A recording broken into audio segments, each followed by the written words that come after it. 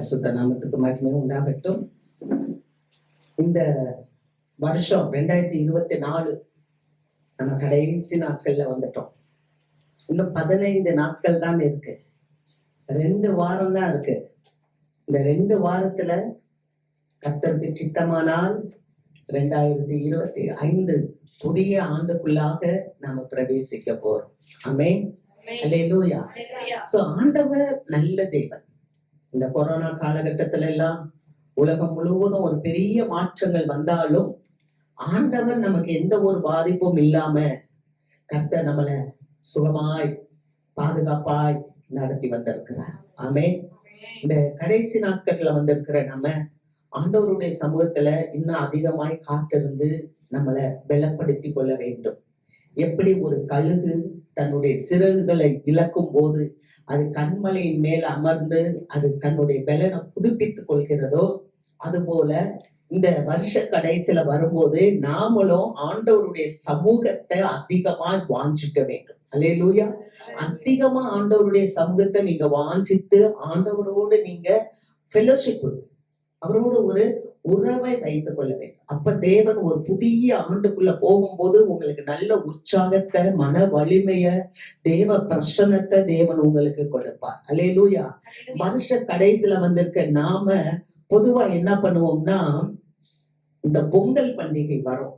பொங்கல் பண்டிகை வந்தா அதுக்கு முதல் நாள் என்ன பண்ணுவாங்க, போகி பண்டிகைவாங்க.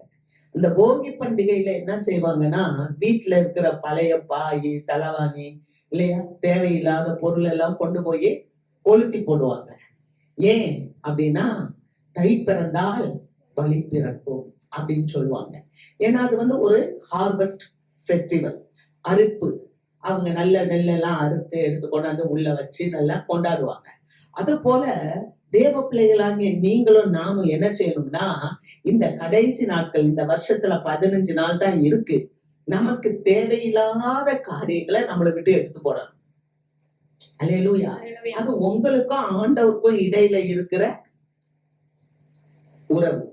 நீங்க ஆண்டவர்கிட்ட பேசி, நீங்க ஆண்டவர்கிட்ட உங்களுக்கு என்னென்ன காரியங்கள்லாம் இருக்கு, கோபப்படுறீங்களா, எரிச்சல் பண்றீங்களா, மற்றவங்களை மன்னிக்காம இருக்கிறீங்களா, என்ன காரியங்கள் உங்களுக்கு இருக்கு, நம்ம ஆண்டவரை எப்படி தேடுறோம், இது போதுமா, இன்னும் கொஞ்சம் நம்ம இன்னும் அதிகமா ஆண்டவருடைய சமூகத்துல வரணுமா, இதெல்லாம் நீங்க என்ன பண்ணணும்னா, இந்த 15 நாள்ல தீர்மானங்களை எடுக்க வேண்டும்.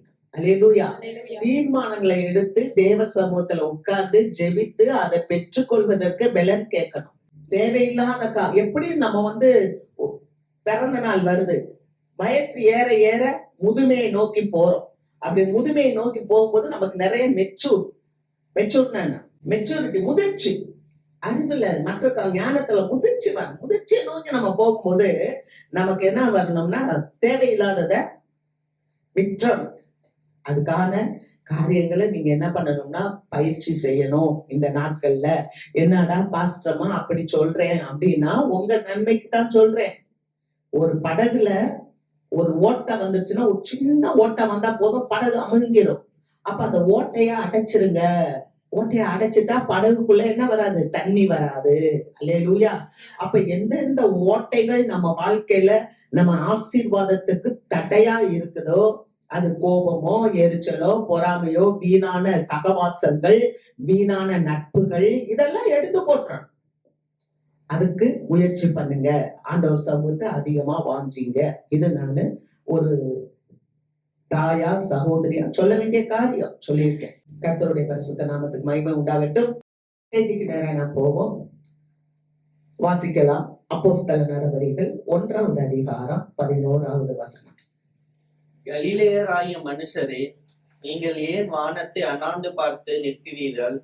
உங்களிடத்தில் நின்று வானத்துக்கு எடுத்துக்கொள்ளப்பட்ட இந்த இயேசுவானவர் எப்படி உங்களுக்கு முன்பாக வானத்துக்கு எழுந்தருளி போனாரோ அப்படியே மறுபடியும் வருவார் என்றார்கள். அல்லேலூயா. ஆண்டவராகிய இயேசு கிறிஸ்து உங்களுக்கு முன்பாக எப்படி எழுந்தருளி போனாரோ அப்படியே மறுபடியும் வருவார் என்றார்கள். ஆண்டவர் மறுபடியும் வருவார். அல்லேலூயா. வந்தவர் மீண்டும் வருவார். இந்த நாட்களில அகில உலகம் முழுவதும் எல்லா இடங்களிலும் கிறிஸ்துமஸ் கொண்டாட்டங்கள் நடைபெற்று கொண்டிருக்கிறது. ஆனா சபைக்கு ஆண்டவர் பேசுகிறத காதுள்ளவன் கேட்க கடவன். ஆமென். பாருங்க, 2020 வருஷத்துக்கு முன்பதாக ஆண்டவராகிய இயேசு கிறிஸ்து இந்த உலகத்துல வந்து பிறந்தார். அவர் பிறந்து எல்லா ஜனங்களுக்கும் மிகுந்த சந்தோஷம் அப்படின்னு சொல்லி ஒரு ரட்சிப்பை கொடுத்தார். அல்லேலூயா.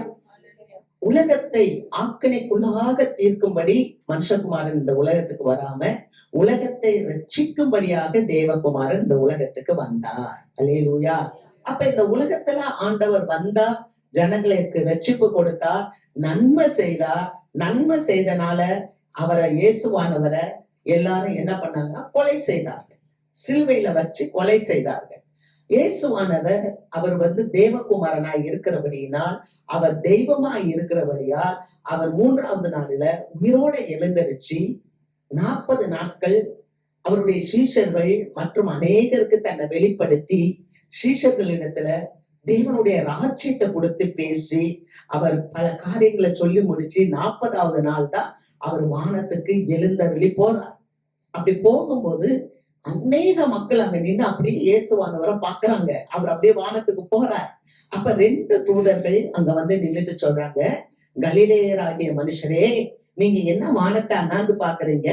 அவர் இப்ப எப்படி போனாரோ அப்படியே அவர் திரும்ப வருவார். அல்லேலூயா. அவர் அப்படியே வருவார் என்று அந்த தூதர்கள் சொல்றத பார்க்கிறோம். அப்ப ஆண்டவர் மீண்டும் வருவார், நம்ம அதற்கு எதிர்நோக்க வேண்டும். சில பறவைகள் பார்த்தீங்கன்னா ஆஸ்திரேலியா, தென் அமெரிக்கா, பல நாடுகள்ல இருந்து பறவைகள் வரும். இப்ப நீங்க செய்திகளை கேட்டீங்கன்னா, செய்தி டிவி நிகழ்ச்சியில எல்லாம் பாத்தீங்கன்னா வேடந்தாங்கல் நிறைய பறவைகள், வெளிநாட்டு பறவைகள் வந்திருக்கு, வேதாரண்யம் நிறைய பறவைகள் வந்திருக்கு அப்படின்னு சொல்லுவாங்க. ஏன்னா வெளிநாட்டு பறவைகள் கூட்டம் கூட்டமா பறந்து வந்து அது என்ன பண்ணும்னா நல்ல இங்க முட்டை போட்டு குஞ்சு பொரிச்சு திரும்ப அது குட்டியோட அது சொந்த ஊருக்கு போயிடும். அல்லேலூயா. ஆனா சில குஞ்சு பறவைகள் அது என்ன பண்ணும்னா தன்னுடைய நோக்கத்தை இழந்துரும், ஸ்டக் ஆயிரும். எதுக்காக வந்தோம், நம்ம என்ன செய்யணும் அப்படின்றத அந்த பறவைகள் மறந்துட்டு பறக்கும் போதே கீழே பாக்குங்க. சில இடத்துல நல்ல குளங்கள் இருக்கும், குளங்கள்ல பார்த்த உடனே அப்படியே இறங்கிரும். குளத்துல பெரிய பெரிய மீன்கள் இருக்கும், குளத்தை சுற்றி வயல் இருக்கும், அதுகளுக்கு நிறைய தவளை, நிறைய புழுப்பூச்சி எல்லாம் கிடைக்கும். அதெல்லாம் சாப்பிட்டு அப்படியே என்ன ஆயிரும்னா வந்த நோக்கத்தை மறந்தோம்.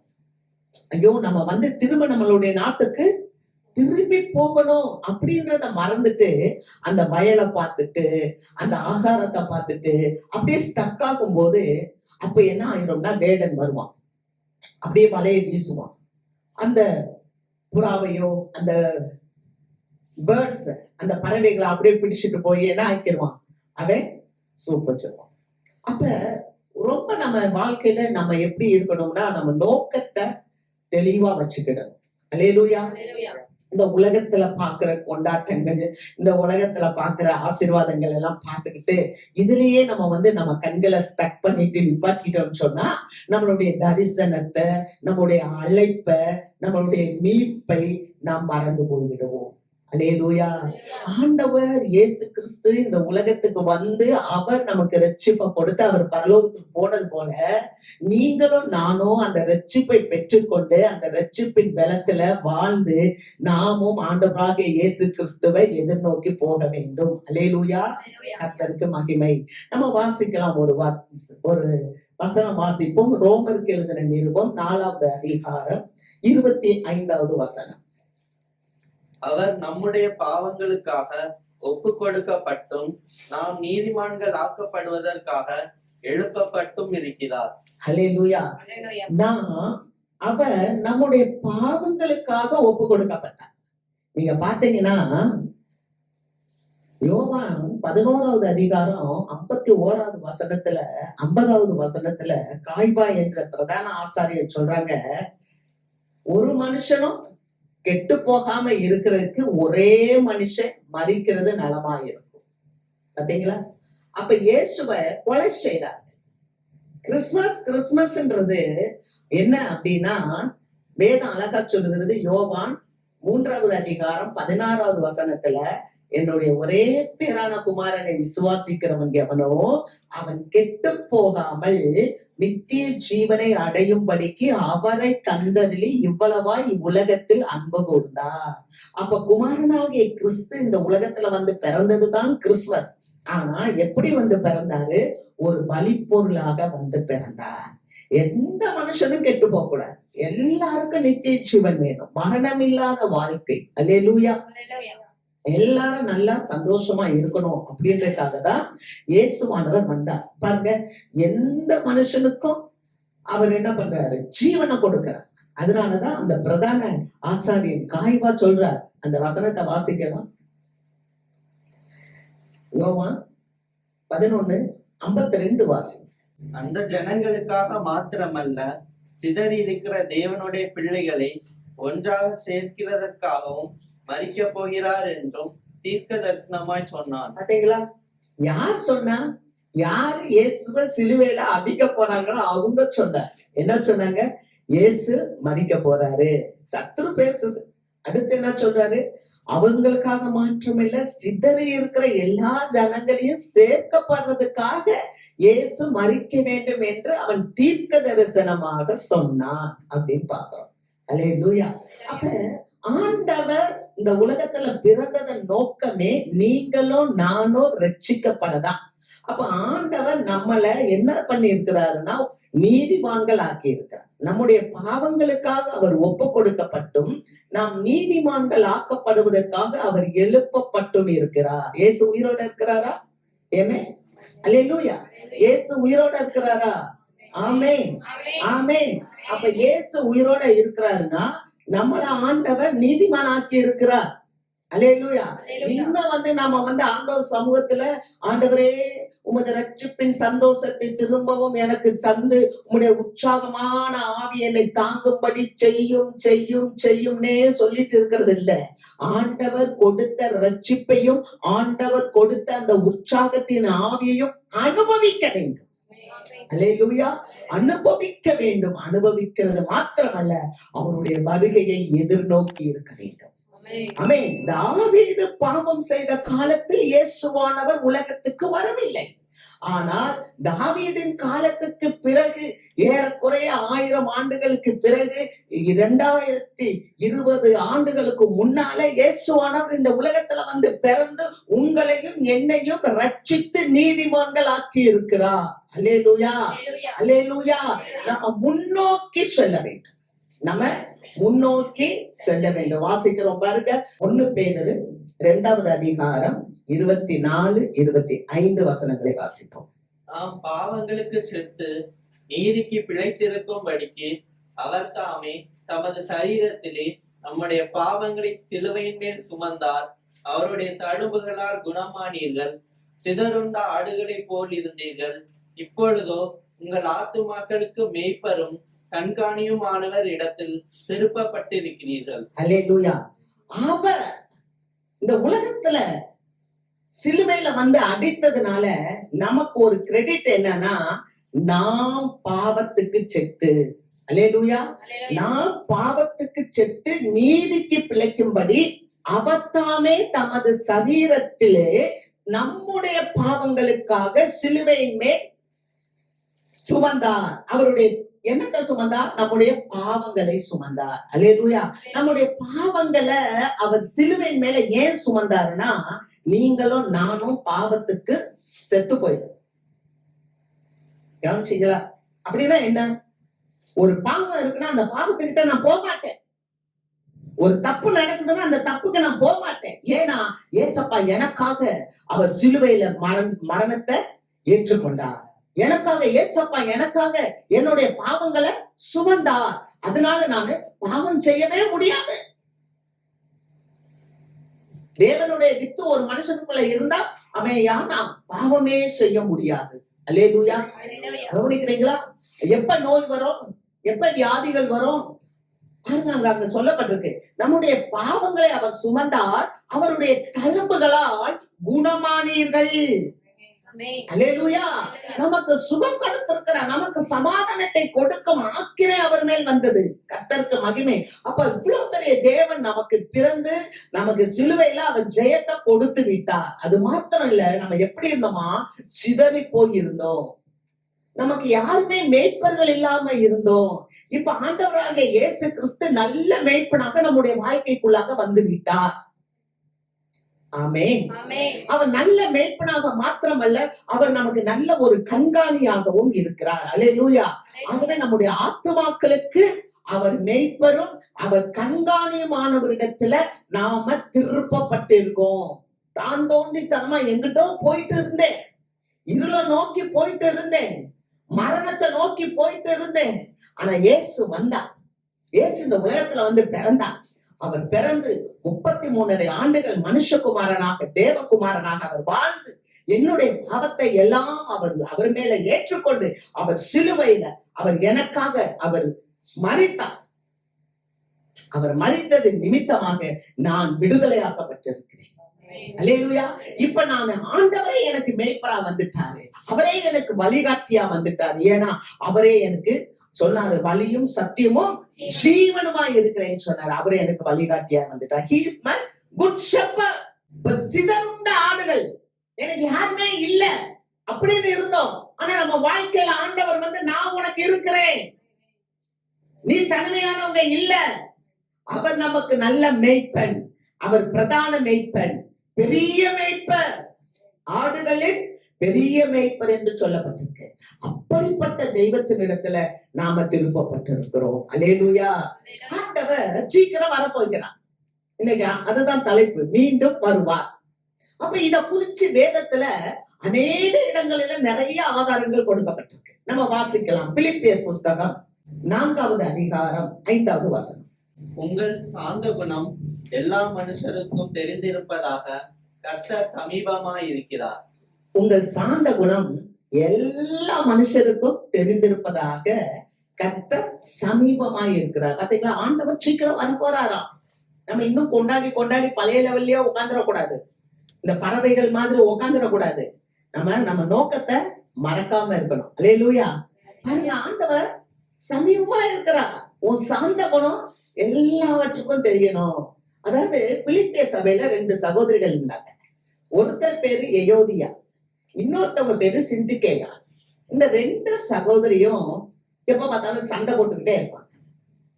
ஆண்டவருடைய ஆளுகையவும் ஆண்டவருடைய அதிகாரத்தையும் ஏற்றுக்கொள்ளாம சபையில ஒத்து போகாம இருப்பாங்க.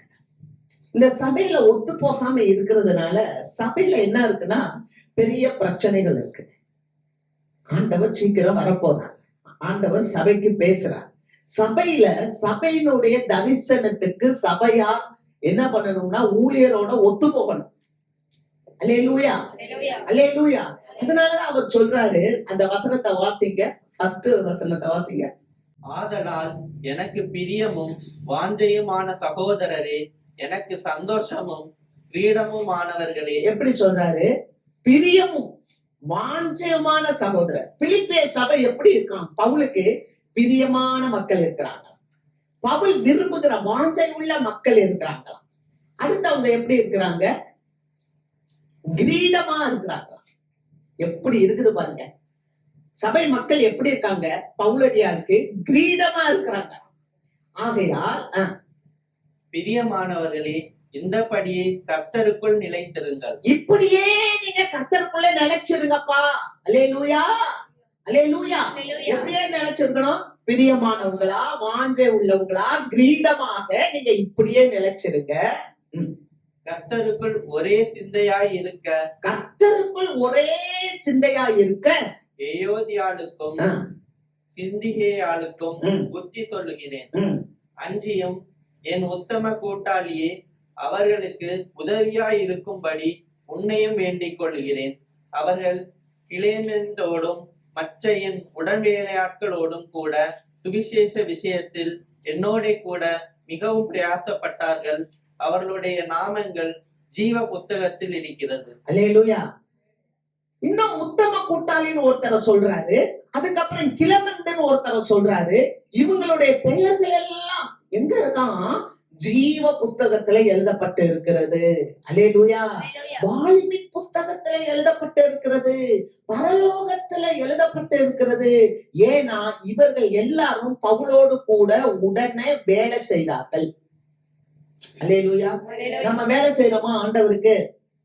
சபையார் வந்திருக்கிறீங்க, நாம வேலை செய்யறோமா ஆண்டவருக்கு? இயேசு சீக்கிரம் வரப்போறார். நம்ம இன்னும் பிரிவினையாவே இருக்கக்கூடாது. எப்படி எயோதிக்கையாலும் சிந்திக்கையாலும் பிரிவினையா இருக்கிறாங்க, அப்படி இருக்காதீங்க. ஒருத்தருக்கு ஒருத்தர் விசுவாசிகள் நல்ல ஐக்கியமா இருங்க, ஒரே சிந்தை உள்ளவர்களா இருங்க. நீங்க எல்லாரும் ஊழியம் செய்யுங்க. ஏன்னா ஊழியம் செய்யறவங்களுடைய பேர் தான் ஜீவ புஸ்தகத்துல இருக்கு. ஒரு மனிதனையாவது ரட்சிப்புக்குள்ள நடத்தணும். நான் சொல்லியிருக்கேன், நீங்க கேட்க மாட்டேன்றீங்க. காதுள்ளவன் கேட்க கடவன். நீங்க வந்துட்டீங்கன்னா இதே தீபா பேச மாட்டேன், இதே தீபா பேசவே மாட்டான். இங்க வந்துட்டா பரிசுத்த ஆவியானவர் தான் இதே தீபாவை மறைச்சு பேசணும். அல்லேலூயா. மனுஷனுடைய சொற்கள் எல்லாம், மனுஷனுடைய கருத்துக்கள் எல்லாம், மனுஷனுடைய எண்ணங்கள் எல்லாம் ஆவியானவர் தமது வார்த்தையை வெளிப்படுத்துவார். சும்மாவா 24 மணி நேரம் வீட்டுல உட்காந்து ஆண்டவரே நீ வார்த்தையை கொடுக்கணும், நீ கொடுக்கிற வார்த்தையை தான் சாமி நான் போய் பேசணும், என் சொந்த வார்த்தையை பேச முடியாதுன்னு உட்கார்றது.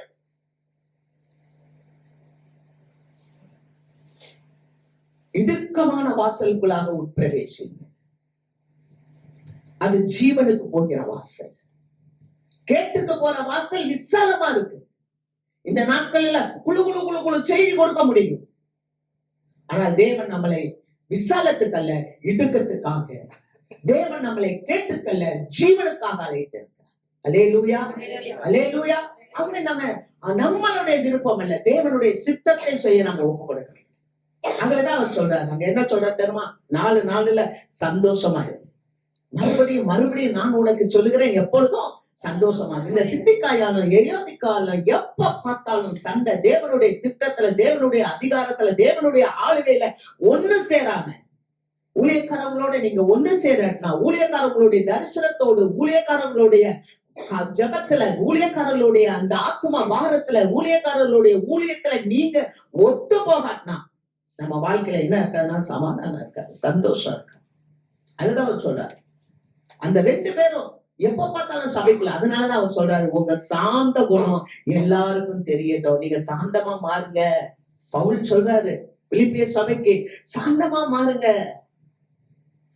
விசுவாசிகள் எப்படி இருக்கணும்? சாந்த குணமா இருக்கணும். Long suffering. சாந்தம்னா என்ன? Long suffering. நீங்க போய் ஊர் உலகத்துல உங்களுக்காக வேலைக்கு மட்டும் மற்றவங்கள்ட்ட பயன்படுத்திட்டு நீ கிறிஸ்துவ பத்தி பேசுறா, நீ எவ்வளவு பெரிய வஞ்சகத்தை பண்ற. ஊர் உலகத்துல போய் இருக்கிற மக்கள்கிட்ட எல்லாம் மூஞ்ச காமிச்சிட்டு சண்டை போட்டுட்டு இருந்தா இந்த கிறிஸ்துவ கொண்டு போய் அவங்க கொடுக்க முடியுமா? அதுதான் அவர் சொல்றாரு, சாந்தமா இரு, கர்த்தர் சமீபமா இருக்கிறார். அல்லேலூயா. இந்த வருஷத்துல கடைசியில வந்துட்டோம். நம்ம நிறைய ஆட்டிடியூட மாத்தணும். பழைய காரியத்தையே இல்லை, புதிய காரியத்தை நம்ம செயல்படுத்த வேண்டும். ஆமென். அல்லேலூயா. பழையதை தூக்கி போட்டுருங்க, புதுசுக்கு இடத்தை கொடுங்க. தேவனாகிய கர்த்தர் சீக்கிரமாய் வரப்போகிறார். ஆமென். பழைய ஏற்பாட்டுல ஒரு பெண்ணு தான் போய் என்ன பண்ணிட்டா? வீழ்ச்சியை உண்டு பண்ணிட்டா. சாத்தான்கிட்ட போய் பேசி ஒரு பெண் அந்த இச்சிக்க கூடாத ஒரு பழத்தை இச்சித்து அதை கொண்டு போய் தன்னுடைய கணவனுக்கு கொடுத்து ஒரு பெரிய வீழ்ச்சியை உண்டு பண்ணினவள் ஒரு பெண். ஆனா புதிய ஏற்பாட்டு காலத்துல அதே ஒரு பெண்மணி ஆண்டவராகிய இயேசுவினுடைய பிரசன்னத்தை பார்த்து அவ போய் என்னுடைய சகோதரனுக்கு சொல்லுன்னு ஒரு உயிர் நீச்சை கொடுக்க அந்த பெண்ணை தான் கர்த்தர் பயன்படுத்தினார். அல்லேலூயா. ஆக சிந்திக்கைகளா இருக்கலாம், யோசிக்கைகளா இருக்கலாம், ஆனா புதிய ஏற்பாட்டின்படி ஒரு சிறந்த பெண்ணாக நாம் மாற வேண்டும். அல்லேலூயா. கர்த்தர் பெரிய காரியங்களை செய்வார். ஜீவ புஸ்தகத்துல நம்மளுடைய பெயர் எழுதப்பட்டிருக்கிறது. தேவனுக்காக நாம் உற்சாகமாய் நாம் பல காரியங்களை செய்ய வேண்டும். ஏன்னா ஆண்டவர் சமீபமாய் இருக்கிறார். இன்னொரு காரியத்தை பார்க்கிறோம். எபிரேயர் புஸ்தகம் 10வது அதிகாரம் 37வது வசனம். வருகிறவர் இன்னும் கொஞ்ச காலத்தில் வருவார், தாமதம் பண்ணார். வருகிறவர் இன்னும் கொஞ்ச காலத்துல வருவார், தாமதம் பண்ணார். பாத்தீங்களா? இயேசு வரப்போறார், அவர் வரப்போறேன்னு சொல்றார். ஆபகுக் புஸ்தகம் அங்க வாசிக்கிறோம். ஆபகுக் 2வது அதிகாரம் 3-4 வசனங்களை வாசிக்கும் போது வாசிக்கலாம். ஆபகுக் 2:3-4. குறித்த காலத்துக்கு தரிசனம் இன்னும் வைக்கப்பட்டிருக்கிறது, முடிவிலே அது விளங்கும், அது பொய் சொல்லாது, அது தாமதித்தாலும் அதற்கு காத்திரு, அது நிச்சயமாய் வரும், அது தாமதிப்பதில்லை. இதோ அகங்காரியாய் இருக்கிறானே, அவனுடைய ஆத்துமா அவனுக்குள் செம்மையானதல்ல, தன் விசுவாசத்தினாலே நீதிமான் பிழைப்பான். அல்லேலூயா. குறித்த காலத்துக்கு தரிசனம் இன்னும் வைக்கப்பட்டிருக்கிறது. அது தாமதிப்பதில்லை, அது பொய் சொல்லாது. அல்லேலூயா. அது தாமதித்தாலும் சீக்கிரமாய் வரும். ஆமென். ஆமா, இயேசு வர்றாரு, இயேசு வர்றாரு. எங்க வராரு? இயேசு வரப்போறாரு. நிறைய பேருக்கு அதான், இப்ப இயேசு வரப்போறாருன்னா கூட என்னன்னா, இயேசு எப்படி வருவாரு? நீ அப்படியே உட்கார்ந்துகிட்டே இரு, எப்படி வருவாருன்னு ஆயத்தமாகுங்க. அல்லேலூயா, அல்லேலூயா. குறித்த காலத்துக்கு தரிசனம் இன்னும் வைக்கப்பட்டு இருக்கிறது. அது பொய் சொல்லாது. தேவனுடைய வார்த்தை பொய் சொல்லாது. மனம் மாற அவர் மனுபுத்திரன் அல்ல. பொய் சொல்லுவதற்கு அவர் ஒரு மனுஷனும் அல்ல.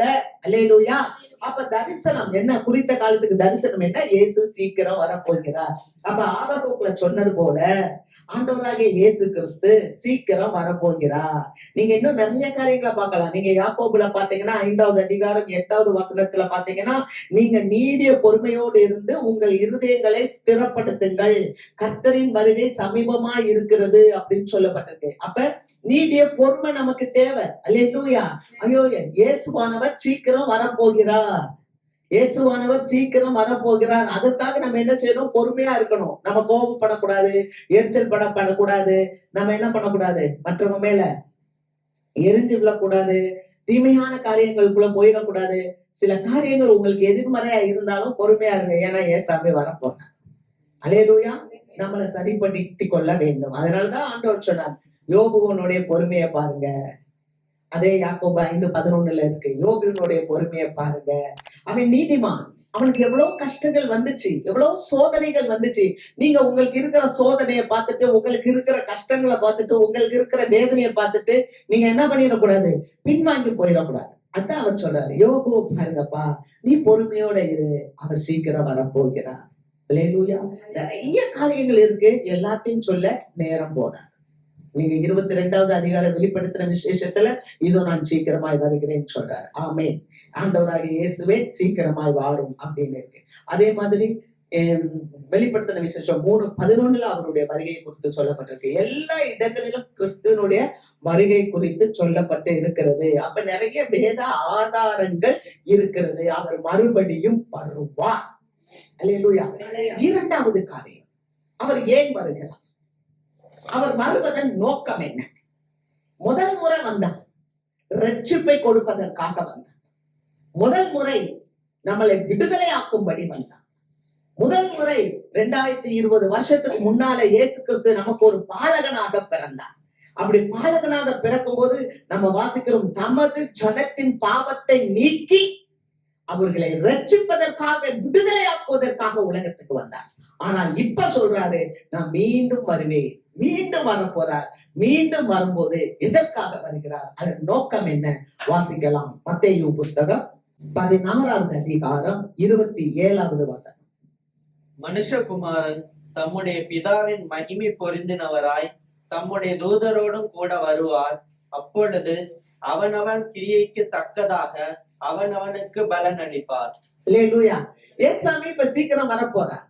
ஏன் வரப்போறாரு? அது நோக்கம் என்ன அப்படின்னு சொன்னா, நம்மளுடைய கிரியைகளுக்கு தக்கதாக பலன் அளிக்க வருகிறார். அல்லேலூயா.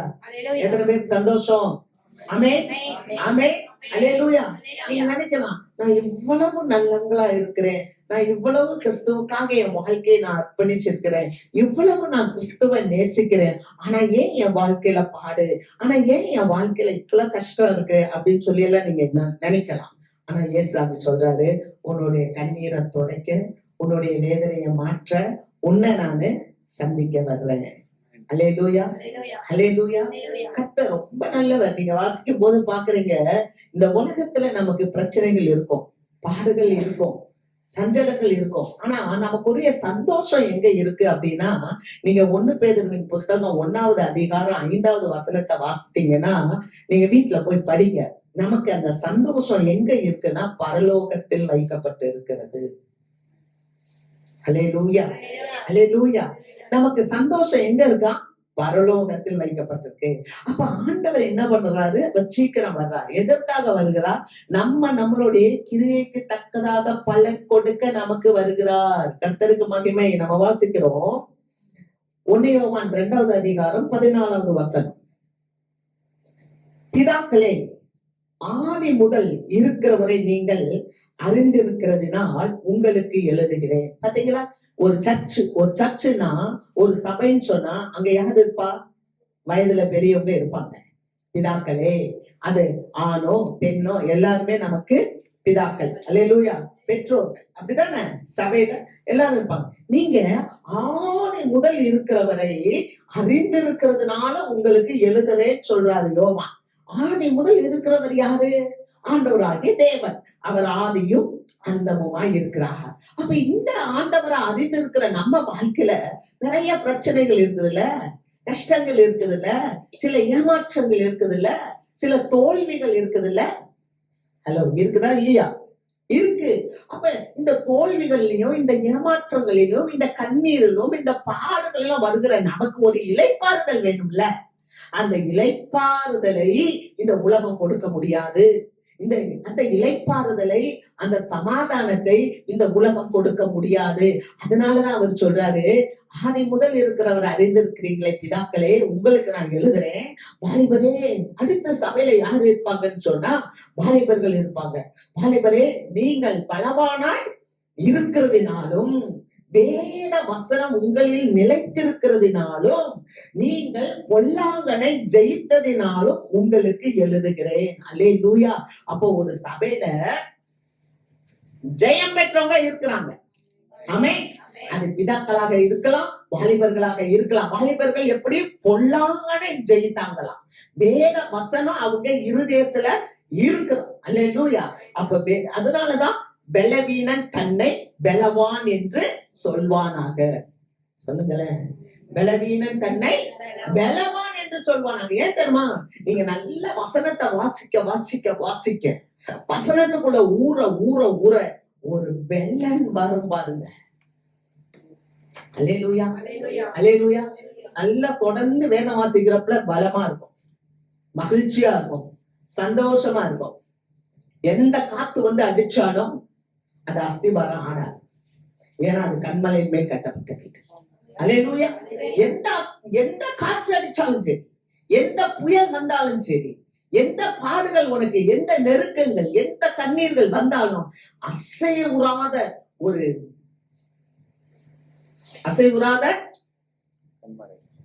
கண்மலையை போல இருப்பீங்க. அசைவுறாத ஒரு மரத்தை கல்லை போல இருப்பீங்க. அல்லேலூயா. கர்த்தருக்கு மகிமையா. அப்படி இருக்கணும். அப்ப இந்த வாலிபர்களும் பொல்லாங்கனை ஜெயிச்சிருக்காங்க சபையில. பிதாக்களும் ஆதி முதல் இருக்கிறவங்களை அறிஞ்சிருக்கிறாங்க. ஆனா சில பாடுகளின் மத்தியில் ஆண்டவர் சொல்றாரு, நான் உன்னுடைய கிரியைக்கு தக்க பலன் கொடுக்க நான் உனக்கு வருகிறேன். நீங்க வாசித்தீங்கன்னா பிலிப்பியர் புஸ்தகம் 3வது அதிகாரம் 7-8 வசனங்களை வாசிப்போம். ஆயினும் எனக்கு லாபமாய் இருந்தவைகள் எவைகளோ அவைகளை கிறிஸ்துவுக்காக நஷ்டம் என்று எண்ணினேன். அது மாத்திரமல்ல, என் கர்த்தராகிய கிறிஸ்து இயேசுவை அறிகிற அறிவின் மேன்மைக்காக எல்லாவற்றையும் நஷ்டம் என்று எண்ணிக்கொண்டிருக்கிறேன். ஹல்லேலூயா. அப்ப இங்க பவுலடியார் சொல்றாரு, ஒரு காலத்துல இயேசுவுக்கு எதிர்த்து நின்றவர், ஒரு காலத்துல இயேசு கிறிஸ்துவை நேசிக்கிற இயேசு கிறிஸ்துவினுடைய விசுவாசிகளுக்கு பங்கம் கொடுத்தவர், பல உபத்திரவங்களை கொடுத்தவர். ஒரு விஷயம், அவர் ரட்சிக்கப்பட்ட பிறகு சொல்றாரு, நான் ஆண்டவராக இயேசு கிறிஸ்துவை அறியும் அறிவின் மேன்மைக்காக எல்லாவற்றையும் நான் நஷ்டமாக குப்பையாக எண்ணுகிறேன். அல்லேலூயா. அப்ப அப்படிப்பட்டவருக்கு ஆண்டவர் கிரெடிட் கொடுப்பாரா, கொடுக்க மாட்டாரா? அல்லேலூயா. அவருடைய வருகையில அவரோடு அவர் ஏற்றுக்கொள்ளப்பட வேண்டும். அவருடைய வருகையில அவருக்கு என்ன கொடுப்பார் அப்படின்னு சொன்னா, அவருடைய வருகையில அவருக்கு சன்மானத்தை கொடுப்பார். ஆண்டவர் எதுக்கு வரப்போகிறார்?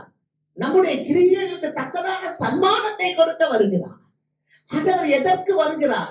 நம்முடைய கிரியைகளுக்கு தக்கதான ஆசீர்வாதத்தை கொடுக்க அவர் வருகிறார். அந்த பவுல் சொல்லுகிறார், 2 தீமோத்தேயு புஸ்தகம் 4வது அதிகாரம் 7-8 வசனங்களை வாசிப்போம். நல்ல போராட்டத்தை போராடினேன், ஓட்டத்தை முடித்தேன், விசுவாசத்தை காத்துக்கொண்டேன். இது முதல் நீதியின் கிரீடம் எனக்காக வைக்கப்பட்டிருக்கிறது. நீதியுள்ள நியாயாதிபதியாகிய கர்த்தர் அந்நாளிலே அதை எனக்கு தந்தருளுவார். எனக்கு மாத்திரமல்ல, அவர் பிரசன்னமாகுதலை விரும்பும் யாவருக்கும் அதை தந்தருளுவார். ஹல்லேலூயா. அவர் சொல்றாரு, எல்லாவற்றையும் நான் லாபமா இருந்தவைகளை நஷ்டமாக கருதுகிறேன். அது மட்டுமல்ல, நல்ல போராட்டத்தை போராடினேன். போராட்டம். இந்த உலகத்துல வாழும்போது நமக்கு போராட்டம் உண்டு. இருளுக்கும் ஒளிக்கும் போராட்டம், நன்மைக்கும் தீமைக்கும் போராட்டம், மகிழ்ச்சிக்கும் கவலைக்கும் போராட்டம். போராட்டம் இருந்துட்டே இருக்கும் விசுவாசிகளுக்கு. ஆனா பவுல் சொல்றாரு, நல்ல போராட்டத்தை நான் போராடினேன், விசுவாசத்தை நான் காத்து கொண்டேன். இது முதல் நீதியின் கிரீடம் எனக்கு வைக்கப்பட்டிருக்கிறது. அல்லேலூயா. நல்ல போராட்டத்தை போராடினார், முடிவு வரையும் விசுவாசத்தை காப்பாத்திக்கிட்டார். அல்லேலூயா. இதுதான் முக்கியம். முடிவு பரியந்தம் நிலை நிற்கணும். விசுவாசிதான். ஆனா விசுவாசின்னு சொல்லிட்டு பாதியில ஓடிடக்கூடாது. அல்லேலூயா. விசுவாசிதான். ஆனா விசுவாசி பாதியில என்ன பண்ணிடக்கூடாது, முறிஞ்சு போயிடக்கூடாது. நல்ல போராட்டத்தை போராடி விசுவாசத்தை காத்து கொண்டேன், முடிவு பரியந்தம் நின்னாரு. அவருக்கு சொல்றாரு, நீதியின் கிரீடம் எனக்கு வைக்கப்பட்டிருக்கிறது. அப்ப வாடாத ஒரு கிரீடம், ஒரு நீதியின் கிரீடத்தை ஆண்டவராக இயேசு கிறிஸ்து வரும்போது அவருடைய பிள்ளைகளுக்கு கொடுக்கிறார். அல்லேலூயா. ஒரு ஆசீர்வாதத்தை கொடுக்கிறார். அதே அதிகாரத்துல நம்ம பாக்குறோம். 4வது அதிகாரம் 10வது வசனத்தை வாசிக்கும் போது, தேமா என்பவன் இந்த பிரபஞ்சத்தின் மேல் ஆசை வைத்து அவன் தெசலோனிக்கே பட்டணத்துக்கு போயிட்டான். பாத்தீங்களா? அவன் முடிவு வரையும் நிக்கல. வாழ்க்கையில சில விசுவாசிகள் வீழ்ந்து விடுறாங்க. ஆனா வீழ்ந்து விடாம முடிவு வரையும் நிக்கிற விசுவாசிக்காக இயேசு சீக்கிரம் வரப்போகிறார். அல்லேலூயா. அப்ப நம்மளுடைய கிரியைகளுக்கு தக்கதான பலன் கொடுக்க அவர் சீக்கிரம் வரப்போகிறார். ஆண்டவராக இயேசு கிறிஸ்து இப்ப வரும்போது அவர் இரட்சகராக அல்ல, நமக்கு நியாயாதிபதியாக வரப்போகிறார். நம்முடைய கிரியைகளுக்கு பலன் கொடுக்கும்படி அவர் வரப்போகிறார். அல்லேலூயா.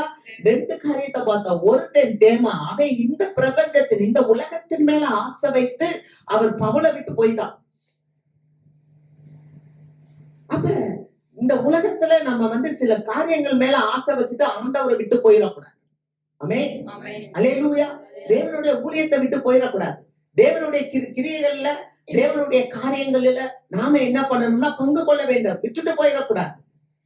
கர்த்தருக்கு ஸ்தோத்திரம். ஏன்னா இன்னும் கொஞ்ச காலத்துல தேவன் வருவார். ஆமென். அடுத்து 2வது மத்தேயு புஸ்தகம் 25வது அதிகாரம் 31வது வசனம். அன்றியும் மனுஷகுமாரன் தமது மகிமை பொருந்தினவராய் சகல பரிசுத்த தூதரோடும் கூட வரும்போது தமது மகிமையுள்ள சிங்காசனத்தின் மேல் வீற்றிருப்பார். ஆண்டவர் திரும்ப வரப்போகிறார். அவர் எப்படி வருவாராம்? பரிசுத்த தூதர்களோடு வருவார். அப்படி அவர் வரும்போது அவர் சிங்காசனத்துல வீற்றிருப்பார். அல்லேலூயா. நம்முடைய ஆண்டவருடைய பெயரே என்ன தெரியுமா? அவர் சிங்காசனங்களின் தேவன். அப்ப சிங்காசனத்துல யார் உட்கார்ந்து இருப்பா? யார் நமக்கு நியாய தீர்ப்பு செய்வாங்களோ அவங்கதான் சிங்காசனத்துல உட்கார்ந்து இருப்பாங்க. இல்லையா? நாட்டாம எங்க உட்கார்ந்து இருப்பாரு? கீழே உட்கார்ந்து இருப்பாரா? சிங்காசனத்துல ஒரு சேர்ல தான் உட்கார்ந்தாங்க. அப்ப சிங்காசனத்தில் வீற்றிருக்கிறவர். ஆமென். அல்லேலூயா. அவர் என்ன சொல்றாரு தெரியுமா? அவருக்கு சிங்காசனத்துல அவர் உட்கார்ந்து இருப்பாராம். சகல ஜனங்கள், எல்லா மக்களும் அவருக்கு முன்பாக கூட்டி சேர்க்கப்படுவாங்க. எல்லா மக்களும் இப்படி சபையில இருக்குல்ல, சபையில இருக்கிறவங்க எல்லாம் கூட்டி சேர்க்கப்படுவாங்க. இந்த சபையில இருக்கிறவங்கல்ல யாரு செம்மறியாடு யாரு வெள்ளாடு அப்படின்றத பிரிக்கிறது தான் அவர் வர போறார். அல்லேலூயா. நல்ல செம்மறியாடு மாதிரி தலையாட்டுற வெள்ளாடும் இருக்கு. வெள்ளாடா இருந்துகிட்டு செம்மறியாடு மாதிரி தலையாட்டுற செம்மறியாடும் இருக்கு. ஆனா காண்கிறவர் ஒருவர் இருக்கிறார். அவர் சீக்கிரம் வரப்போறார். அவர் சிங்காசனத்துல வீற்றிருக்கிறவர் வரப்போறார். சிங்காசனத்துல இருக்க போறார்.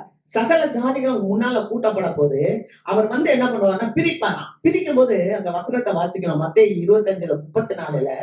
அப்பொழுது ராஜா தம் வலது பக்கத்தில் நிற்பவர்களை பார்த்து, வாருங்கள் என் பிதாவினால் ஆசீர்வதிக்கப்பட்டவர்களே, உலகம் உண்டானது முதல் உங்களுக்காக ஆயத்தம் பண்ணப்பட்டிருக்கிற ராஜ்யத்தை சுதந்திரித்துக் கொள்ளுங்கள் என்றார். அல்லேலூயா.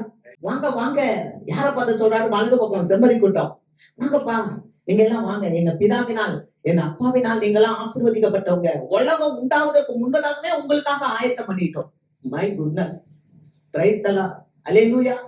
என்ன அவர் அததான் சொல்றாரு. அதனாலதான் அவர் சொல்றாரு, என் பிதாவின் வீட்டில் அநேக வாசஸ்தலங்கள் உண்டு, நான் போய் உங்களுக்காக ஒரு வாசஸ்தலத்தை ஆயத்தப்படுத்தி நான் உங்களை என்னோடு கூட இருக்கும்படி கூட்டிக் கொண்டு போவேன். அப்பவே அவர் ஆயத்தம் பண்ண ஆரம்பிச்சிட்டார்.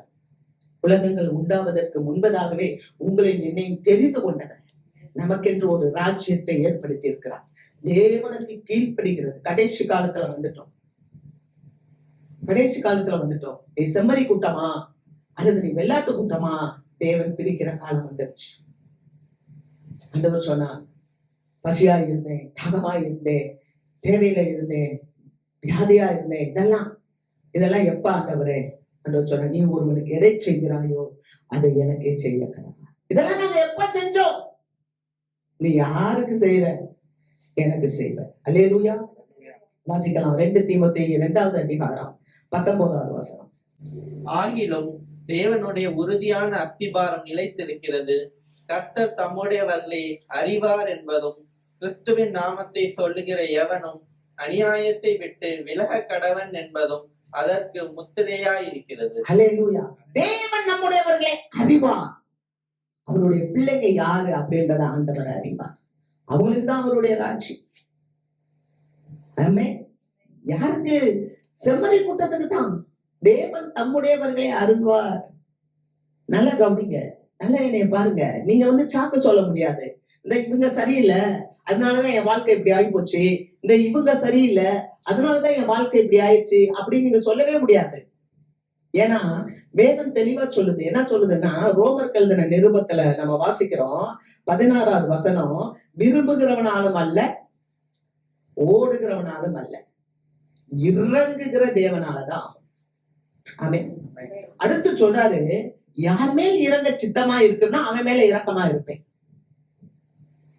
அப்படித்தானே? யார் மேல் எவன் மேல் இறங்க சித்தமா இருக்கிறேனோ அவன் மேல் இறங்குவேன், எவனை கடினமா இருக்க வைக்கிறேனோ. நல்ல கவனிங்க, யார கடினப்படுத்த சித்தமா இருக்கிறேனோ அவங்கள கடினப்படுத்துவேன். ரோமர் 9:20 வாசிங்க. அப்படியானால் மனுஷனே 20 அப்படியானால் மனுஷனே தேவனோடு எதிர்த்து தர்க்கிக்கிற நீ யார்? தேவனோடு எதிர்த்து தர்க்கிக்க நீ யார்? உருவாக்கப்பட்ட வஸ்து. யாரும் உருவாக்கப்பட்ட வஸ்து? நீங்களும் நானும் ஆண்டவராகிய தேவனால் உருவாக்கப்பட்டவர்கள். உருவாக்கப்பட்ட வஸ்து உருவாக்கப்பட்டவரை நோக்கி, நீ ஏன் என்னை உருவாக்கின? அப்படிதானே? ஏன் என்னை இப்படி உண்டாக்கினாய் என்று சொல்லலாமா? கவனிச்சிங்களா? வசனத்தை கவனிச்சிங்களா? ஆண்டவரை போய் பார்த்து, ஏன் என்னை இப்படி உண்டாக்கின? அந்த பாரு, ஏத்த வீட்டுக்காரி என்ன அழகா ஆசீர்வாதமா நல்லா இருக்கிறா, ஆனா என்ன மட்டும் ஏயா இப்படி வச்சுட்ட அப்படின்னு கேட்கலாமா?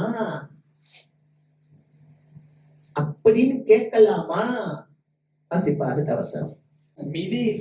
மிதியிட்ட ஒரே களிமண்ணினாலே குயவன் ஒரு பாத்திரத்தை கனமான காரியத்துக்கும் ஒரு பாத்திரத்தை கனவீனமான காரியத்துக்கும் பண்ணுகிறதற்கு மண்ணின் மேல் அவனுக்கு அதிகாரம் இல்லையா? குயவன் மண்பானம் அணைகிறான். ஒரு சக்தியை ஒரு விதமா செய்வான், இன்னொரு சக்தியை இன்னொரு விதமா செய்வான். ஒரு இத கடாயாட்டம் செய்வான், ஒரு இத சோத்து பானை மாதிரி செய்வான், ஒரு இத குழம்பு சட்டியா செய்வான். ஆனா அவன்கிட்ட போய் அந்த மண்ணு, நீ என்னை ஏன் கடாயா செஞ்ச? அவ எப்ப பார்த்தாலும் என்னை அடுப்புல வச்சு வறுத்துக்கிட்டே இருப்பானே, பேசாம சோத்து பானையா செஞ்சா, சோத்த ஆக்குனாலா வடிச்சாலான்னு விட்டு போயிடுவானே அப்படின்னு கேட்க முடியுமா? அல்லது பாத்ரூம்ல போய் குளிக்க போறேன் டப்பருன்னு, டிப்பர். அது என்னை ஏன் நீ இங்க வச்ச? நான் எப்ப பார்த்தாலும் பாத்ரூம்குள்ளதான் இருக்கிறேன். அங்க பாரு, அந்த சில்வர் பாத்திரம் எல்லாம் கிச்சன்ல இருக்கு. கேட்க முடியுமா? ஹலோ, உங்களதான் ஆண்டவர் கேட்கிற. அந்த பாத்ரூம்ல யூஸ் பண்ற டப்பா இல்லாட்டினா அங்க உங்களுக்கு கஷ்டம். கிச்சன்ல யூஸ் பண்ற பாத்திரம் இல்லாட்டினா இங்க கஷ்டம். யார எங்க வைக்கணும்னு அவருக்கு தெரியும். ஆமே, அல்லேலூயா. நம்ம போய் என்ன கேள்வி கேட்கிறது? எவ்வளவு அழகா சொல்றாரு. ஏன்னா அவன் நியாய தீர்ப்புல வரப்போறாரு. ஒரு கூட்டம் பாதியில விழுந்து போச்சு. அது நன்மை செய்யல. அது ஆடுதான், சபைக்குள்ள இருந்த ஆடுதான். ஆனா அது என்ன ஆடு? வெள்ளாடு, திருட்டாடு. அது எங்க போயிடுச்சு? திருட்டாடு. ஒரு ஆட்டை ஆண்டவர் ராஜ்யத்துக்கு அனுப்பிட்டாரு. ஒரு ஆட்டை ஆண்டவர் என்ன பண்ணிட்டாருன்னா நரகத்துக்கு அனுப்புறாரு. நல்லா கவனிங்க. ரட்சிப்புன்றது என்னன்னா, மிதியிட்ட ஒரே மண்ணினாலே குயவன் ஒரு பாத்திரத்தை கனமாயும் ஒரு பாத்திரத்தை கனவீனமாகவும் செய்யறதுக்கு குயவனுக்கு மண்ணின் மேல் அதிகாரம் இல்லையா? யார நான் கடினப்படுத்துவேன்னா அவங்கள கடினப்படுத்துவேன்ற, யார் மேல நான் இறங்குவேனா அவங்கள இறங்கு. அப்ப இது அவருடைய வேலை. அதுக்கு கீழ்ப்படுகிறதா நம்ம வேலை. ஏன் தெரியுமா?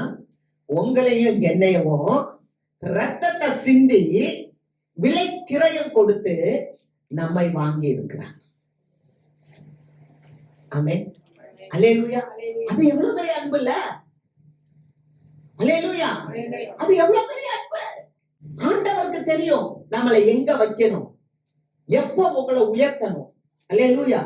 யோசேப்ப குழியில போட்டாங்க, ஆனா அவன் குழியிலே இல்லை. அல்லேலூயா. தேவன் யோசேப்பை உயர்த்தினான் ஒரு காலகட்டம். அதுக்கப்புறம் அவன் கனமான பாத்திரமாக மாறினான். அல்லேலூயா.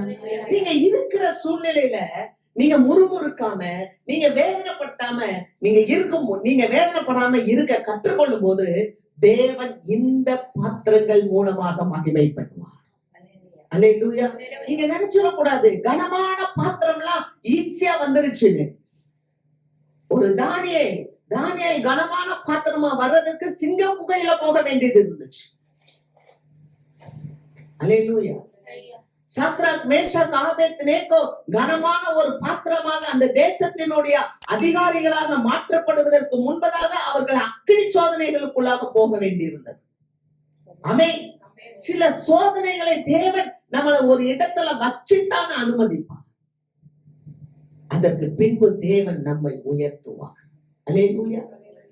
ஆகவே நம்ம என்ன செய்யணும்னா பொறுமையோடு காத்திருக்கணும். அவருடைய பிரசன்னத்திற்கு, அவருடைய வருகைக்கு நம்ம தொடர்ந்து நல்ல காரியங்களை செய்யும் போது, ஆண்டவராகிய கிறிஸ்து வெளிப்படும் போது நம்மளை ஆண்டவர் என்ன பண்ணுவார்னா சிங்காசனத்துல வீற்றிருக்க செய்வார்.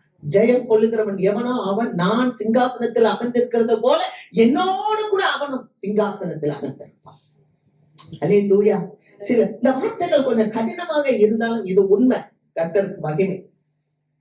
ஆமென். ஏன்னா உங்க பேரும் என் பேரும் ஜீவ புஸ்தகத்திலே எழுதப்பட்டிருக்கு. எத்தனை பேர் ஆமென் சொல்றீங்க? அல்லேலூயா. அப்ப உங்க பேரும் என் பேரும் ஜீவ புஸ்தகத்துல எழுதப்பட்டிருக்கிறதுனால நம்ம என்ன பண்ணணும்னா சின்ன சின்ன விஷயங்களை பார்க்க கூடாது. சீஷர்களை பார்த்து ஆண்டவர் சொன்னாரு, வானத்துல இருந்து மின்னல போல சாத்தான் விழுகிறத கண்டேன். நீங்க போங்க, சர்ப்பங்களையும் தேள்களையும் மிதிப்பீங்க. ஆமென். சர்ப்பங்களையும் தேள்களையும் மிதிப்பீங்க. நான் உங்களுக்கு அதிகாரம் கொடுக்கிறேன். ஆனாலும் ஆவிகள் உங்களுக்கு கீழ்ப்படுகிறதற்காக சந்தோஷப்படாதீங்க. Price the lord. அல்லேலூயா. ஆவிகள் கீழ்ப்படியுதே அப்படின்னு சொல்லி அற்புதங்கள் நடக்குது அப்படியெல்லாம் சந்தோஷப்படாத. உங்களுடைய நாமங்கள் ஜீவ புஸ்தகத்துல எழுதி இருக்கிறதற்காக சந்தோஷப்படுங்க. Price the lord. அல்லேலூயா. அல்லேலூயா. தேவ பிள்ளைங்க நீங்களும் நானும் எதற்கு சந்தோஷப்படணும்? நம்மளுடைய பெயர் ஜீவ புஸ்தகத்துல எழுதியிருக்கு. சும்மா இல்லைங்க. மோசே ஜனங்களை வழி நடத்திட்டு வரும்போது சொல்றாரு, இந்த ஜனங்க மனங்கா கழுத்து உள்ள ஜனம் தான். ஆமா ஆண்டவரே, ஆனா இந்த ஜனங்களுக்கு தீமை செய்யாதீங்க. அப்படி செய்வீங்கன்னு சொன்னா ஜீவ புஸ்தகத்துல இருக்க என் பேரை கிறுக்கி போடுங்க. எவ்வளவு கன்ஃபார்மா சொல்றாரு. ஹல்லேலூயா. நம்மளுடைய பெயர்கள் ஜீவ புஸ்தகத்துல இருக்கு. அது ஒரு பெரிய ஸ்லாக்கு. நிறைவாக நம்ம எப்படிப்பட்ட மனநிலையில் இருக்க வேண்டும்? மூன்றாவது, நம்ம ஆண்டவர் வரப்போகிறார், நம்ம எப்படிப்பட்ட மனநிலைமையில இருக்கணும்? இந்த உலகம் எப்படி இருக்கு, நம்ம எப்படி இருக்கணும்? வாசிக்கலாம். மத்தேயு புஸ்தகம் 24வது அதிகாரம் 12வது வசனம்.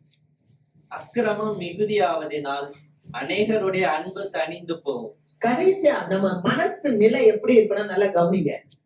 கர்த்தர் நம்மளோடு பேசுறார். இந்த பூமியில அக்கிரமம் மிகுதியாகும். அக்கிரமம் மிகுதியாகிறதுனால அநேகருடைய அன்பு தணிந்து போகும் அப்படின்னு சொல்லப்பட்டிருக்கு. அப்படின்னா என்னங்க அக்கிரமம்? கடந்த வாரத்துல பார்த்தோம். அக்கிரமம் என்றால் பாவம். பாவம் பெருகுது. பாவம் பெருக பெருக பெருக அன்பு குறைச்சு. அங்கதான் பாவம் பெருகும் போது இருள் வந்துருது. அப்ப இருளுக்கும் ஒளிக்கும் சம்பந்தம் ஏது? அல்லேலூயா. வசனம் இருக்கு. 2 கொரிந்தியர் 6வது அதிகாரத்துல பாக்குறோம். இருளுக்கும் ஒளிக்கும் சம்பந்தம் ஏது? விசுவாசிக்கும் அவிசுவாசிக்கும் சம்பந்தம் ஏது? அல்லேலூயா. அப்ப நம்ம இந்த உலகத்துல வாழ்ந்தாலும் சில இருளான காரியங்கள், சில அவிசுவாசியான மக்கள் நம்மளோட இருக்கும் போது உங்களை இந்த உலகம் பகைக்கும். அல்லேலூயா. உங்களை இந்த உலகம் என்ன பண்ணும்? பகைக்கும். ஏன்னா வெளிச்சத்தின் பிள்ளைகளும் இருளின் பிள்ளைகளும் ஒண்ணாக முடியாது. நீங்க வாசிங்க மத்தேயு புஸ்தகம் 10வது அதிகாரம் 34வது வசனம். பூமியின் மேல் சமாதானத்தை அனுப்ப வந்தேன் என்று எண்ணாதிருங்கள். சமாதானத்தை அல்ல பட்டயத்தையே அனுப்ப வந்தேன். இயேசு சொல்றார், நான் பூமியில சமாதானத்தை அனுப்ப வந்தேன்னு நினைக்காதப்பா.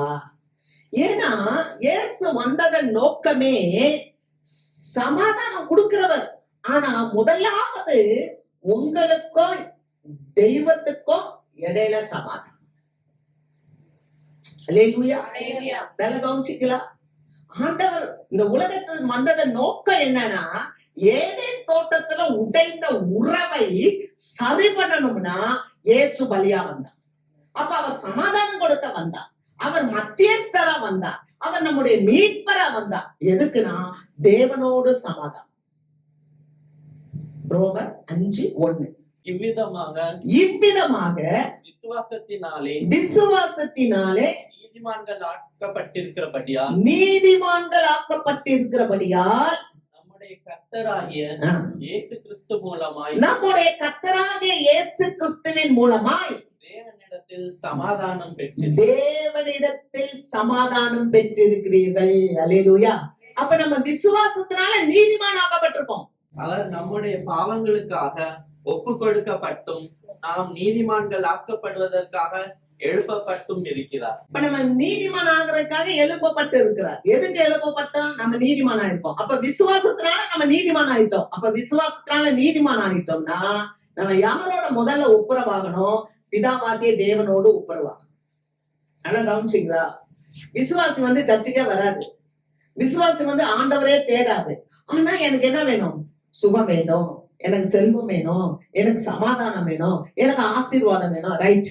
ஆனா முதல் சமாதானம் உங்களுக்கும் தெய்வத்துக்கும் கொடுக்கதான் இயேசு வந்தார். நீங்க தெய்வத்தோட சமாதானமா இருங்க, குடும்பத்துல குறைச்சல் வராது. அல்லேலூயா. அந்த கண்டென்ட் வந்துடும். எவ்வளவு தேவைகள் இருந்தாலும் அந்த தேவைகள் நம்மள நெருக்காது, அழுத்தாது. நம்ம மிதந்துகிட்டே தான் இருப்போம். ஏன்னா நம்ம கர்த்தருடைய கரத்துல இருக்கோம். அப்ப ஆண்டவராக இயேசு கிறிஸ்து சொல்றாரு, நான் பூமியில சமாதானத்தை அல்ல பட்டயத்தை அனுப்பதான் வந்தேன்றாரு. அப்படின்னா என்னன்னு சொன்னா, யாருக்கு பட்டயம் அப்படின்னா அவிசுவாசிகளுக்கு பட்டயம். நம்மள முதல்ல ஆண்டவர் யார்கிட்ட சேர்க்க வந்தாரு அப்படின்னா தேவனோடு ஒப்புரவாக்க வந்தார். அல்லேலூயா. சமாதானத்தை தேவனோடு நமக்கு சமாதானத்தை உண்டு பண்றதுதான் முதன்மையான நோக்கம். ஆமென். இயேசுவை எல்லாரும் விசுவாசிக்கிறாங்களா? அப்ப விசுவாசிக்காதவங்களும் இருக்கிறாங்க. அவங்களுக்கு என்ன இல்ல? சமாதானம் இல்ல. மனம் திரும்பாதவங்க எல்லாம் விசுவாசிகளும் இல்ல. அல்லேலூயா. மனம் திரும்பாதவங்க மனம் திரும்பினவங்கள்ட்ட சண்டைக்கு போய்கிட்டே இருப்பாங்க. அதனாலதான் அவர் சொல்றாரு, வாசிப்பா மத்தேயு 10வது அதிகாரம் 35வது வசனம். எப்படி எனில் மகனுக்கும் தகப்பனுக்கும் மகளுக்கும் தாய்க்கும் மருமகளுக்கும் மாமிக்கும் பிரிவினை உண்டாக்க வந்தேன். அவர் பட்டயத்தை அனுப்ப வந்தாருன்னா என்னன்னு சொன்னா தேவனோடு ஒப்புரவாகணும். அதுதான் ஆண்டவருடைய முதல் சமாதானம். ஆனா உலகத்துல ஒரு சிலர் தேவனோடு சமாதானமா இருக்க மாட்டாங்க. அவங்க உலகத்தோடு தான் இருப்பாங்க. அவங்க சாத்தானுடைய ராஜ்யத்துக்கு உரியவங்க. இந்த சாத்தானுடைய ராஜ்யத்துக்கு உரியவங்க ஒளியின் பிள்ளைகளோட சேர்க்க முடியாது. சொல்ற விளங்குச்சா? நீங்க ஆண்டவருடைய பிள்ளைகளா இருக்கிறீங்கன்னு சொன்னா உலகத்தா பிள்ளைகளோட நம்மளோட இருக்க முடியாது. நீ நல்லா கவனிச்சு பாரு. நீ வீட்டுல உட்காந்து டிவி பார்த்துட்டு இருப்பாங்க 10 பேரு. ஆனா நீங்க நினைப்பீங்க நான் உட்காந்து பைபிள் படிக்கணும், நீங்க பிரேயர் பண்ணணும்னு நினைப்பீங்க. ஆனா அவங்க அந்த நேரத்துல என்ன பண்ணுவாங்க? அவங்க அந்த நேரத்துல என்ன பண்ணுவாங்க? அவங்க பிரேயர் பண்ண வர மாட்டாங்க. அப்ப இந்த உலகத்தினுடைய காரியத்துல இருக்கிறவங்களுக்கும் இந்த தேவனுடைய காரியத்துல இருக்கிறவங்களுக்கும் ஒத்து போக முடியாது. அதனாலதான் ஆண்டவர் சொல்றாரு, நானு சமாதானத்தை அல்ல பட்டயத்தை தான் உண்டாக்க வந்தேன், நானு பிரிவினையை உண்டாக்க தான் வந்தேன்னு சொல்றார். அப்ப இந்த அவிசுவாசி விசுவாசிட்ட இருந்து பிரிந்து போயிடும். நான் சொல்லலப்பா, வேதம் சொல்லுது. வேத புஸ்தகத்துல இருந்து உங்கள்கிட்ட பேசுறேன். நீங்க வாசிங்க, யோவான் 15வது அதிகாரம் 19வது வசனம். நீங்கள் உலகத்தாராய் இருந்தால் உலகம் தன்னுடையதை சிநேகித்திருக்கும். நீங்கள் உலகத்தாராய் இராதபடியினாலும் நான் உங்களை உலகத்தில் இருந்து தெரிந்து கொண்டபடியினாலும் உலகம் உங்களை பகைக்கிறது. உலகம் ஏன் உங்களை பகைக்குது? நீங்க உலகத்தாரா இருந்தா உலகம் உங்களை பகைக்காது. நீங்க உலகத்தாரா இல்லாதபடியினாலும் உன்னை ஆண்டவர் நம்மளை உலகத்துல இருந்து தெரிந்து கொண்டபடியினாலும் உலகம் நம்மளை என்ன பண்ணோம்? பகைக்கும். ஆண்டவராக இயேசு கிறிஸ்துவ உலகம் பகைச்சிச்சு. ஏன்? அவர் ஒரு வித்தியாசமா இருந்தார். ஹலோ, இயேசுவை ஏன் இந்த உலகம் பகைச்சிச்சு? இயேசு வித்தியாசமானவரா இருந்தார். இயேசு என்ன செஞ்சாரு? சுகமட்டம் கொடுக்கல, பாவிகளை நேசித்தார். அல்லேலூயா. எல்லாரோடையும் அவர் நேசித்தார். ஒரு வித்தியாசமா இருந்தார். ஆனா எல்லாரும் இயேசுவை ஏற்றுக்கொள்ள முடியல. ஒரு சிலர் என்ன பண்ணா, இவன் இருந்தா நமக்கு ஆபத்து, நம்மளுடைய பதவி போயிடும், நம்மளுடைய மக்கள் எல்லாம் அவனை பின்பற்றி போயிடுவாங்க, அவனை கொலை செய்யறதுதான் மேல் அப்படின்னா. காரணம் என்னன்னா அவருடைய சிந்தனை எல்லாமே மக்கள் நலம், தேவராஜ்யத்துக்குரிய காரியம். ஆமென், அல்லேலூயா. அப்ப இருள் எது? இருள் என்பது தீமை. எதெல்லாம் கூடாதோ அதெல்லாம் தீமை, தீமையான காரியங்கள் எல்லாம் இருள். அப்ப தேவ பிள்ளைகிட்ட இருந்து தேவன் என்ன பண்ணுவாரு? இருளை பிரித்து விடுவார். அல்லேலூயா. நம்ம வசனத்தை வாசிக்கிறோம். எபிரேயர் 4வது அதிகாரம் 12வது வசனம். தேவனுடைய வார்த்தையானது ஜீவனும் வல்லமையும் உள்ளதாயும் இருபுறமும் கருக்குள்ள எந்த பட்டயத்திலும் கருக்கானதாயும் ஆத்துமாவையும் ஆவியையும் கணுக்களையும் ஊனையும் பிரிக்கத்தக்கதாக உருவ குத்துகிறதாயும் இருதயத்தின் நினைவுகளையும் யோசனைகளையும் வகையறுக்கிறதாயும் இருக்கிறது. அல்லேலூயா. எப்படி ஒரு பட்டயம் ஒரு வெட்டினா அது 2ஆ பிரியுதோ, அது மாதிரி தேவனுடைய வார்த்தையானது விசுவாசிகளையும் அவிசுவாசிகளையும் பிரிக்கிறது. அல்லேலூயா, அல்லேலூயா. தேவனுடைய வார்த்தை, அந்த வார்த்தை 2ஐயும் பிரிச்சு. நீங்க வீட்டுல போய் படிச்சு பாருங்க. ஆண்டவரை விட எதையுமே நேசிக்க முடியாது. ஒரு விசுவாசி ஆண்டவரை விட எதுவும் நேசிக்க முடியாது. ஒரு மனிதன் ஆண்டவரை முழுமையா நேசிப்பான்னா இந்த உலகம் அவனுக்கு குப்பையாய் தெரியும். இந்த உலகம் அந்த ஆண்டவரை முழுமையா அவர் நேசிச்சனால்தான் பவுலடியார் சொல்றாரு, எனக்கு உண்டான எல்லாவற்றையும் நான் குப்பையாய் நான் நினைக்கிறேன். அல்லேலூயா. ஏன்னா இந்த உலகம் எப்படின்னா அக்கிரமம் பெருகும் போது அன்பு தணிந்து போகும். ஆனா விசுவாசிகள் அப்படி அல்ல, நம்ம அன்பை தணிந்து விடக்கூடாது. ஆமென். அல்லேலூயா. உலகம் வெறுத்தாலும் நாம் தொடர்ந்து ஆண்டவரை நேசிக்க வேண்டும். ஆமென். ஆண்டவருடைய வழிகளிலே நாம் நடக்க வேண்டும். ஆமென். அதனாலதான் அவர் சொல்றாரு, அடுத்த வசனம் சொல்றாரு, முடிவு பரியந்தம் நிலைத்திருப்பவனே ரட்சிக்கப்படுவான். அப்ப முடிவு பரியந்தம் என்று சொல்லும் போது எப்ப? மரண பரியந்தம். அல்லேலூயா. நம்ம நினைச்சுக்க கூடாது, நான் ஆண்டவருடைய ஆலயத்துக்கு போறேன், நான் ஆண்டவருடைய சபைக்கு அப்படி தவறாம போறேன், நான் ஆண்டவருடைய ஊழியத்துல எல்லாம் பங்கு பண்றேன், நான் எல்லாமே செய்யறேன். நல்லா கவனிங்க. அப்படியே பாஸ்டருக்கு பக்கத்திலே இருக்கிறேன், இயேசு கிறிஸ்துவுக்கு பக்கத்திலே இருக்கிறேன். ஒரு மனுஷன் அப்படிதான் இருந்தான். யாரு? இளையகுமாரனுடைய அண்ணன். அவங்க அப்பா கூட தான் இருந்தான். இளையகுமாரன் அப்பாட்ட சுத்தம் வாங்கிட்டு பின்னால போயிட்டான். ஆனா இளையகுமாரன் மனம் திரும்பி அப்பா கிட்ட வந்துட்டான். நான் அப்பா கூடயே இருக்கிறேன், நான் பாரு ஒருத்தன். அவன் அப்பா கூட இல்ல. சொல்ற புரியுதா? ஹலோ, அப்பா கூடயே இருக்கிறேன் நான் ஒருத்தன். இளையகுமாரன் மனம் திரும்பி உள்ள வந்தவனா அவனை ஏத்துக்க முடியல. என்ன சொன்ன தெரியுமா? சொத்துக்களெல்லாம் போய் பேசிகளோட செலவு பண்ணிட்டு வந்தான். அவனுக்கு எல்லாம் கொளுத்த கன்றை அடித்து நீ கொண்டாடுற, நான் உன் கூடயே இருக்கிறேன், எனக்கு என்னைக்காவது கொளுத்த கன்றை அடிச்சியா கேட்டான். கூட தான் இருந்தான். இருதயத்துல சுத்தம் இல்ல. இருதயம் எப்போதும் விலகியே இருந்துச்சு. அதனால போயிட்டு வந்தவன் ஏற்றுக்கொள்ளப்பட்டான். ஆமென். இளையகுமாரன் அங்கீகரிக்கப்பட்டான், ஏற்றுக்கொள்ளப்பட்டான். ஆனா கூடவே இருக்கிறவன் போயிட்டான். நம்ம ரொம்ப ஜாக்கிரதையா இருக்கணும். முடிவு பரியந்தம் கர்த்தருக்கு மகிமை. நீங்க எந்த அளவுக்கு இதை கேட்கறீங்கன்னு தெரியல. அருமையான தேவ மக்களே, ஆண்டவருடைய வார்த்தை உங்களை நோக்கி வருகிறது, நம்மை நோக்கி வருகிறது. நம்முடைய இருதயத்தை நம்ம ஆராய்வோம். நம்ம ஆண்டவர்கிட்ட இருக்கிறோமா? ஆண்டவர்கிட்ட இருக்கிறோம்னு சொன்னா ஆண்டவருக்கு பிரியமானது, ஆண்டவருடைய சித்தத்தை நம்ம செய்வோம். ஆமென். கடைசியாக மத்தேயு 24வது அதிகாரம் 14வது வசனம். ராஜ்யத்தினுடைய இந்த சுவிசேஷம் பூலோகம் எங்கும் உள்ள சகல ஜாதிகளுக்கும் சாட்சியாக பிரசங்கிக்கப்படும், அப்பொழுது முடிவு வரும். கடைசி ஆண்டவர் சொல்றாரு, என்ன எப்ப முடிவு வரும் அப்படின்னா, அவருடைய வார்த்தை பூலோகம் எங்க பேசப்படும். இப்பமே நமக்கு தெரியுது, கையில செல்போன் இப்பெல்லாம் மலிஞ்சு போய் கிடக்கு, வசனங்கள் மலிஞ்சு போய் கிடக்கு.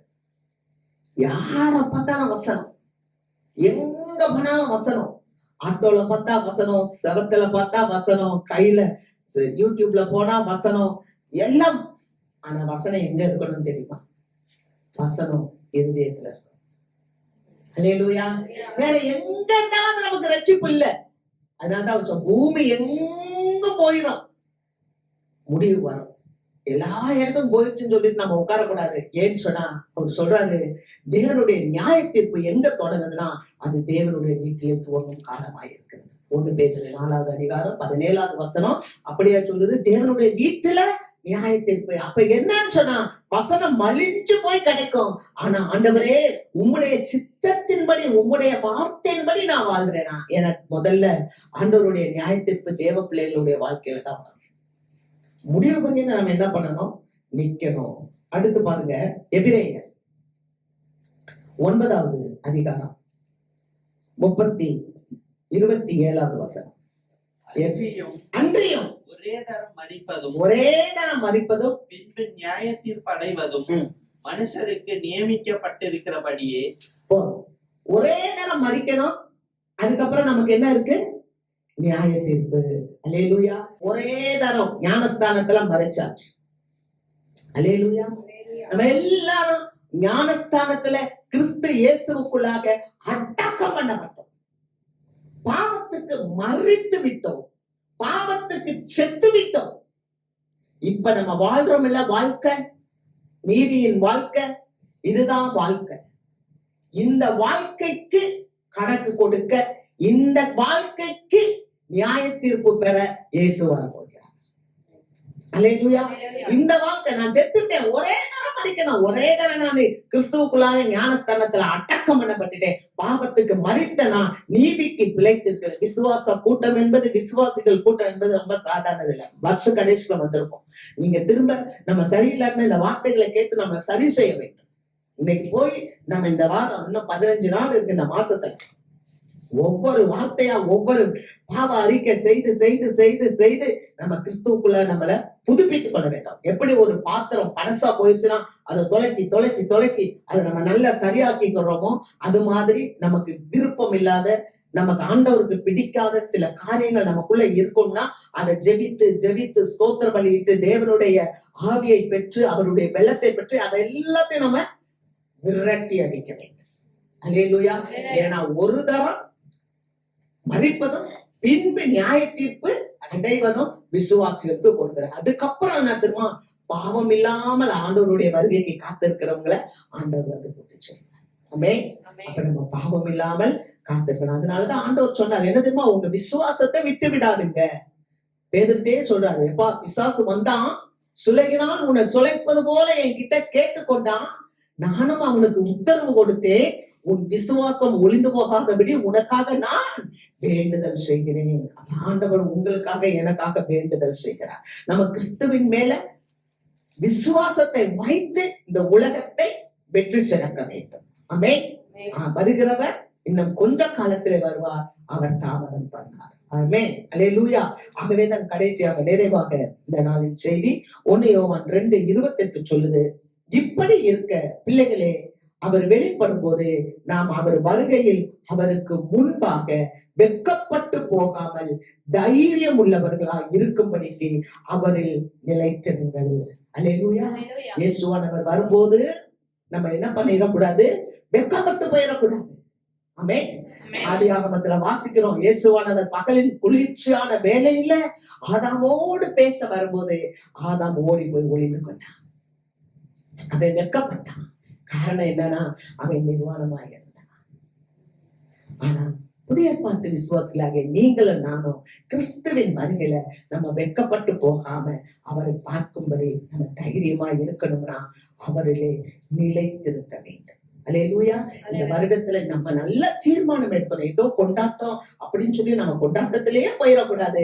அதே சமயத்துல ஒரு இடத்துல நம்ம என்ன பார்க்கணும்னா, ரொம்ப காஷனா எச்சரிப்பா இருந்து, நான் தைரியமா இருக்கேனா, நான் கிறிஸ்துவுக்குள் நிலைத்திருக்கேனா, இயேசுவின் வருகையில நான் வெட்கப்படாம அவரை எதிர்கொள்வேனா என்ற காரியத்துல நம்ம ரொம்ப கரிசனையோடு இருக்க வேண்டும். அல்லேலூயா. அல்லேலூயா. ஆண்டவர் வார்த்தை சொல்லுகிறது, அவர் மறுபடியும் வருவார். ஆமென். வருகைக்கு ஆயத்தமாகவும் கர்த்தர் உங்களையும் என்னையும் ஆசீர்வதிப்பார். நம்ம எழுந்திருப்போம்.